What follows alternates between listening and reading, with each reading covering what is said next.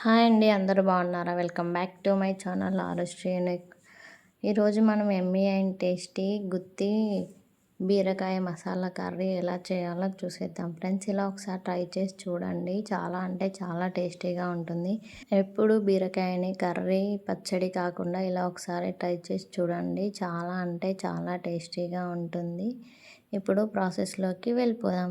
ముందుగా ఇక్కడ ఒక పావు కేజీ బీరకాయలను అయితే పీల్ తీసి ఇలా రౌండ్గా పెద్ద పెద్ద ముక్కలుగా కట్ చేసి పెట్టుకోవాలి. నెక్స్ట్ గ్యాస్ ఆన్ చేసుకొని దానిపైన ఒక ప్యాన్ పెట్టుకొని అందులోకి 2 టేబుల్ స్పూన్ల వరకు పల్లీలు వేసుకొని దోరగా వేయించుకోవాలి. పల్లీలు వేగాక అందులోకి 1 టేబుల్ స్పూన్ వరకు ధనియాలు కూడా వేసుకొని లో ఫ్లేమ్లోనే ఉంచి వేయించుకోవాలి. నెక్స్ట్ ఎండు కొబ్బరి కూడా వేసుకోవాలి.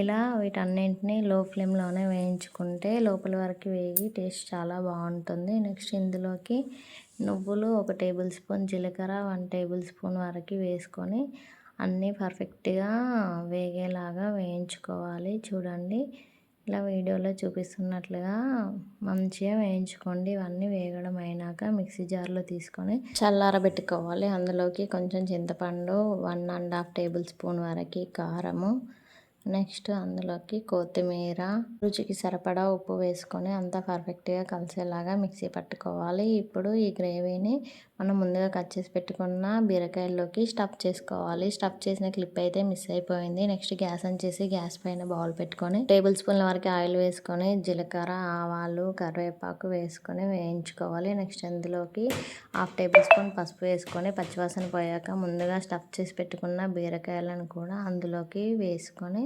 అంతా పర్ఫెక్ట్గా కలిసేలాగా కలుపుకోవాలి. చూడండి, ఇలా మూత పెట్టుకొని మగ్గించుకోవాలి. మధ్యలో మధ్యలో ఇలా తీస్తూ కలుపుతూ ఉండాలి, లేకపోతే బీరకాయ అడగంటుతుంది.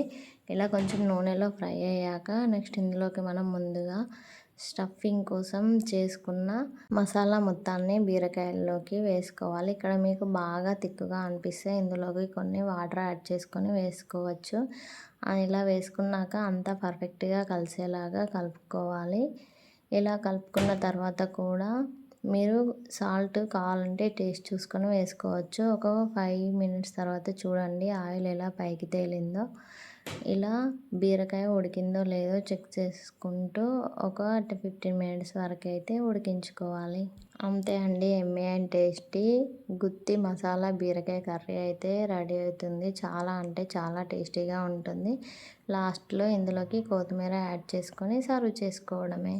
మా వీడియో ఎలా అనిపించిందో కామెంట్ చేయండి ఫ్రెండ్స్. మా వీడియోస్ మీరు ఫస్ట్ టైం చూస్తున్నట్లయితే లైక్ చేయండి, షేర్ చేయండి, కామెంట్ చేయండి. సబ్స్క్రైబ్ చేసుకోవడం మాత్రం మర్చిపోవద్దు. Please keep supporting friends. ఇలా ఇంకా ఎలాంటి రెసిపీస్ కావాలో మాకు కామెంట్ చేయండి ఫ్రెండ్స్, అవి చేస్తాము. గుత్తి బీరకాయ కర్రీ అయితే రెడీ అయిపోయింది. వేడి వేడి అన్నంలోకి కర్రీ వేసుకొని తింటే చాలా అంటే చాలా టేస్టీగా ఉంటుంది.